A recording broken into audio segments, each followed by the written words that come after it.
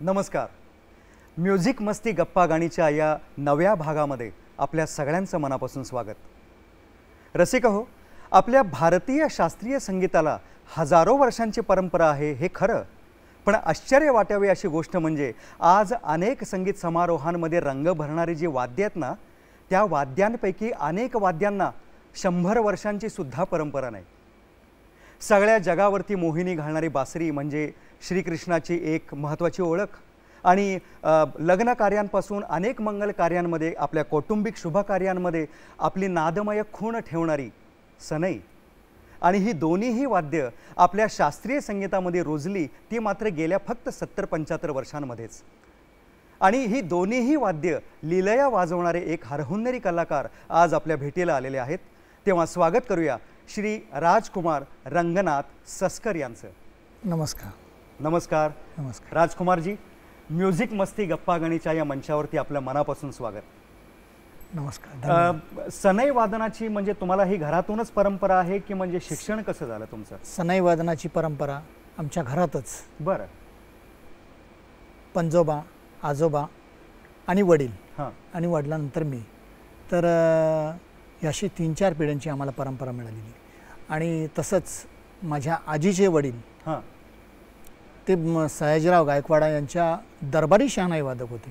अरे वा. ह्या परंपरेचा वारसा घेऊन ही वा, वाटचाल आली. म्हणजे तुमच्या घराण्यात आणि शिवाय आजोळकडून, हो, असं दोन्हीकडून दोन्हीकडून स्रोत तुमच्या वादनामध्ये हो. आलेला आहे. पण मग म्हणजे जसे तुमचे आजोळचे आजोबा गायकवाडांच्या दरबारात वाजवायचे, हो, मग तसे तुमचे आजोबा पणजोबा कुठे वाजवायचे? आमचे आजोबा आणि पणजोबा वडील हे गावचं एक बालाजी मंदिर, ज्ञानेश्वर मंदिर, हां, आणि आता सध्या आहे एक साई मंदिर, ह्या मंदिरात वाजवण्याची खूप दिवसाची बरं. परंपरा मग आहे. कुठल्या कुठल्या गावचं सांगता तुम्ही? संगमनेर, संगमनेर कुठलं? नगर जिल्ह्यातील संगमनेर. नगर जिल्ह्यातलं संगमनेर. म्हणजे पिढीजात मंदिरांमध्ये वाजवायचं, पिढीजात मंदिरांमध्ये वाजवण्याचा, अगदी पार पणजोबांपासून. आजोबां पंजोबांपासून. बरं बरं. मग त्या संदर्भातला एखादा गमतीदार किस्सा किंवा आठवण काही वडिलांनी किंवा आजोबांनी सांगितलेली? वडील मंदिरात वाजवायचे, तर एक दिवस ते खूप असे तापाने फणफणत होते. बरं. तर अशा अवस्थेत ते मंदिरात जाऊ शकत नव्हते. तर आमची आजी, तर ती म्हणली का म्हणे, घरात एवढे जण असताना एकही जण सनई वाजू शकत नाही, सनईची एवढी आपली परंपरा असताना म्हणे एक जण सुद्धा जाऊन म्हणे सेवा करू शकत नाही. तर त्या दिवशी मला काहीतरी वाटलं. मी खूप छोटा होतो, म्हणजे 5वी-6वीला साधारण असेल. ती सनईसुद्धा नीट धरता येत नव्हती. तर तशा अवस्थेत मी जाऊन आपली बालाजी मंदिरात मी माझी सेवा रुजू केली. मला त्यावेळेस काय वाजवता आलं असेल आणि काय नाही हे परमेश्वरालाच माहिती. वा वा. पण ती सेवा त्यांनी गोड मानून घेतली परमेश्वराने आणि तुमची पुढे इतकी प्रगती झाली. तेव्हा तुमच्या अशाच एखाद्या पारंपरिक वादनाने आपण सुरुवात करूया का? ओके. आणि परंपरेने तुमचे चिरंजीव शिवप्रसाद सस्कर आज तुमच्या साथीला चौघड्यावरती आहेत, तेव्हा तुमच्या दोघांचे मिळून एक पारंपरिक वादन आम्हाला ऐकायला आवडेल.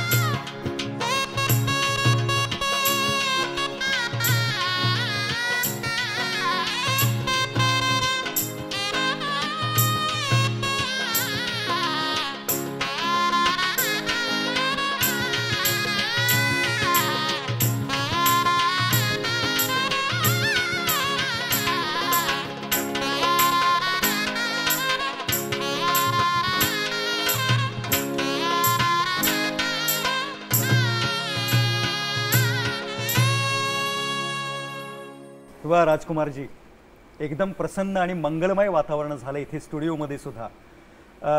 आत्ता तुम्ही सांगितलं की वडील आजारी होते म्हणून अडचण म्हणून तुम्ही वादन केलं. नाही, अडचण म्हणून नाही. आजीचा हा टास होता का आपली ही परंपराही कुठेतरी पुढे चालली पाहिजे. बरं, म्हणजे मग तुम्हाला म्हणजे रितसर शिक्षण मिळालं वडिलांच्याकडून? रितसर शिक्षण मिळालं मला. आणि आजोबांच्याकडून? आजोबा त्यावेळेस मी ज्यावेळेस म्हणजे शिकायला लागलो त्यावेळेस आजोबा थकलेले होते. बरं बरं. वडिलांकडनं मिळालं. बरं बरं. वडिलांनी लहानपणीच मला वडिलांबरोबर नगारा वगैरे वाजवायला जायचो मंदिरात. तर लहानपणीच तालाचं थोडंसं ज्ञान असल्यामुळं ते मला त्रितालाचं शिकवण माझी लय पक्की करून घेण्यासाठी ते घरीच मला ते शिकवत असत. बरं. आणि त्यानंतर मग थोडंसं सनईकडं वळण्याचा प्रकार झाला. वा वा. राजकुमारजी, मगाशी आपण गप्पा मारत होतो तेव्हा तुम्ही सांगितलं की तुमच्या घराण्यातच परंपरेने सनई वादन आहे, पण तरीसुद्धा तुम्ही सनईचं शास्त्रोक्त शिक्षण घेतलंय का? हो, शास्त्रोक्त शिक्षण घेतलं मी. पूर्वी माझे वडील रंगनाथजी सस्कर यांच्याकडे घेतलं आणि त्यांना वाटलं का माझ्या मुलांनी माझ्यापेक्षाही खूप चांगलं सनई वादन शास्त्रोक्त पद्धतीने करावं. बरं. काही त्यांच्या आयुष्यात खूप कटू अनुभव आले. त्या विचाराने त्यांनी ठरवलं का नाही, माझ्या मुलाला माझ्यापेक्षाही चांगलं आणि थोडंसं काहीतरी वेगळं बनवायचं. तर त्यांनी त्यांचे मित्र म्हणजे माझे गुरुजी शिवाजीराव धुमाळ, त्यांच्यानंतर संभाजी धुमाळ आणि आत्ता मधुकरजी धुमाळ यांच्याकडे शिक्षण घेत आहे. अरे वा. आणि एकीकडे म्हणजे सनई वादनात तुमची हुकूमत असताना तुम्ही बासरी सुद्धा शिकलात. भगवानजी शर्मा नांदगावचे भागवतकार यांनी मला जास्त प्रोत्साहन दिलं का नाही, तू वाजून बघ म्हणे, तू काहीही करशील म्हणे. तर त्यांच्या प्रोत्साहनामुळे मी बासरीला सुरुवात केली. आणि त्यानंतर मग त्या बासरीच्या सुरुवातीनंतर भागवत कथेमध्ये रासलीला वगैरे हे वेगवेगळे जे पार्ट असायचे, वेणुगीत वगैरे, तर याच्यासाठी वेगवेगळे मी थोडासा अभ्यास करून ते बासरीवर थोडेसे प्रकार वेगवेगळे वाजवले भागवत कथेत. बरोबर. आणि त्यातूनच नंतर मला असं वाटलं, मला एक वेगळं प्रोत्साहन मिळालं वेडिंग शोच्या याच्यासाठी, क्लासिकल बैठकीच्या याच्यासाठी. कमलेशजी कांबळे यांनी मला एक वेगळं प्रोत्साहन बासरी वादनासाठी दिलं. बरं बरं. अर्थातच म्हणजे सनई वादन असो किंवा बासरी वादन असो, गायन असो, शास्त्र तर तेच आहे. म्हणजे भारतीय शास्त्रीय संगीतातलं शास्त्र तेच आहे. आणि सनई आणि बासरी ही दोन्ही फुंकून वाजवायची वाद्य आहेत. बरोबर बरोबर. मग हे त्याच्यामध्ये साम्य आहे. साम्य आहे. मग त्याच्यातला फरक काय? त्याच्यातला फरक म्हणजे असा, सनईचे 3 प्रकार आहे आपल्या महाराष्ट्राच्या याच्यात. बरं. एक जी महाराष्ट्रीयन सनई, जिला ताडाचं जिबाळं असतं, ती 28 बोटी 20 बोटी अशा प्रकारची ती सनई असते. बरं. आणि दुसरी मी जो वाजवतो हा बाज बनारसी, म्हणजे बिस्मिल्ला खां साहेब माझे गुरुजी हे वाजवतात. आणि दुसरा एक जो आपल्या कर्नाटक हैदराबाद ह्या भागात वाजला जातो तो नादस्वरम. हां. आणि ह्या सनईच्या याच्यात आणि बासरीच्या याच्यात फरक एवढाच, सनईला की रिडी असते आणि याला जी रीड आहे ते ही रीड याला बनवायला लागते. बरं. ती ह्या रीडीच्या याच्यापासून कमीत कमी सनई संपल्यानंतर 2 सूर ह्या रीडमधून निघतात. बरं. रीड म्हणजे काय? ही रीड म्हणजे ही बनारसच्या भागात नरकट म्हणून एक झाड येतं. त्या झाडापासून ही रीड बनवली पाहिजे. बरं. ही जी वरती दिसते ती? हो. याला आपल्या इकडच्या महाराष्ट्रामध्ये याला जिव्हाळे असे म्हणतात. बरं. आणि तिकडच्या बनारस भागात याला रीड म्हणतात. बरं.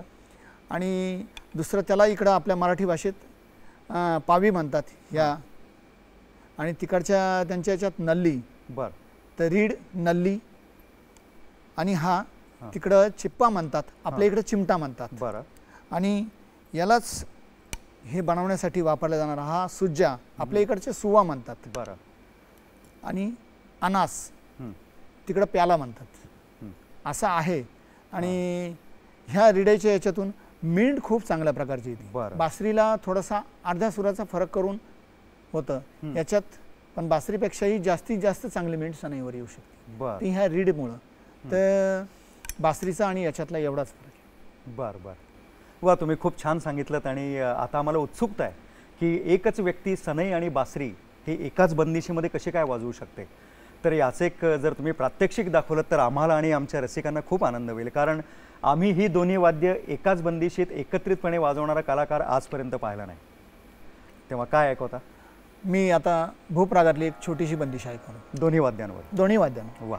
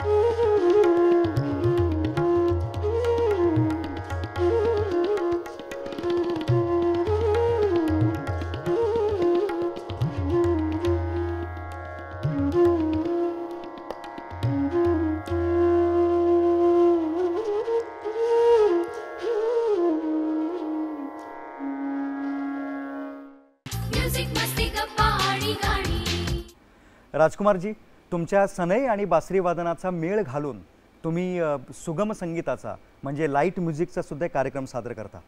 मग त्याची एखादी झलक आमच्या श्रोत्यांना ऐकायला मिळेल का? हो, ऐकवतोय.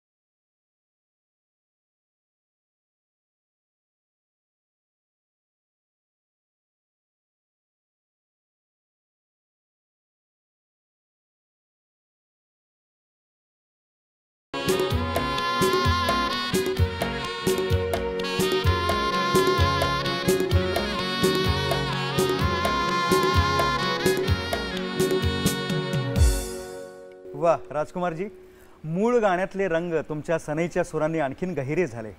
फार फार छान वाटलं ऐकताना हे गाणं.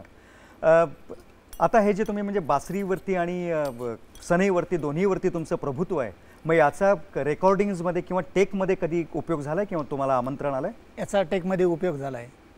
विवेक परांजपे म्हणून पुण्यातले एक मुख्य अरेंजर आहे. हां, तर त्यांनी मला उषा मंगेशकर यांच्या रेकॉर्डिंगला मला पहिली संधी दिली. 1999ला उषा मंगेशकरांचं भक्तामर स्तोत्राचं एक गुजराती जैन समाजाचं एक रेकॉर्डिंग होतं. त्या रेकॉर्डिंगला मला पहिल्यांदा सनई वादन त्यांनी करून घेतलं. अरे वा वा. त्याच्यानंतर मी शनिवारवाड राडा बोलतोय याच्याही रेकॉर्डिंगला त्यांनी मला वाजून घेतलं आहे. अरे वा, म्हणजे कौतुकाचा भाग असा की मंदिरामध्ये पारंपरिक सनई वादन करत असताना शास्त्रोक्त वादन शिकून, नंतर बासरी शिकून आणि आता रेकॉर्डिंग्सपर्यंत जी तुम्ही प्रगती केली आहे त्याबद्दल निश्चितच तुमच्या प्रयत्नांना आणि कष्टांना दादच दिली पाहिजे. सनई या वाद्याबद्दलचं काय भविष्य काढायचं तुम्हाला वाटतं? सनई या वाद्याबरोबर भविष्य म्हणजे खूप कठीण आहे. वडिलांनी मला सांगितलं होतं का आपल्याला खूप हलापेष्टात शिक्षण मिळालेलं आहे, वडिलांना आणि मलाही. तर इतर कोणालाही हे शिक्षण हलापेष्टेत न भोगता मिळालं पाहिजे. बरं. तर असा एक छोटासा माणूस करून माझा विचार तू पुढं ने, अशी वडिलांचा अट्टास होता. तर त्या विचारालाच मी थोडंसं पुढं ने साई गुरुकुल म्हणून असं एक निर्माण केलं. त्यामध्ये सनई आणि बासरी शिकण्यासाठी जे काही बाहेरून विद्यार्थी येतात, काही बडोद्याहून येतात, काही सांगली, आळंदी, पुणा, चांदवड, औरंगाबाद, काही मुली पण संपूर्ण महाराष्ट्रातून विद्यार्थी, महाराष्ट्राच्या बाहेरूनही विद्यार्थी येतात. तर त्यांना मी कुठलीही फीस न घेता गुरुकुल पद्धतीने शिकवतोय. आणि माझ्याबरोबर जी चटणी मिरची असेल ती खाऊ घालून नाही योग्य रियाज करा आणि परत पुढच्या भेटीला. वा वा, म्हणजे सनई या वाद्य इतकेच मंगलमय तुमचे विचार देखील आहेत. तेव्हा खरं तर खूप गप्पा मारायचे आहेत, खूप ऐकायचं आहे तुमच्याकडून, पण आपल्याला वेळेची मर्यादा आहे. तेव्हा आजच्या कार्यक्रमाची सांगता करताना तुम्ही काय ऐकवणार आहात? तर सनईमध्ये जाये तू जाये खा आणि याच्यानंतर एक आम्ही थोडंसं मनाने बसवलेलं वेस्टर्न टाईप असं एक थोडंसं केलेलं आहे, ते ऐकवतोय. अरे वा, म्हणजे सनई, बासरी आणि फ्युजन असं त्रिवेणी संगम आता आपण ऐकूया या कार्यक्रमाची सांगता करताना.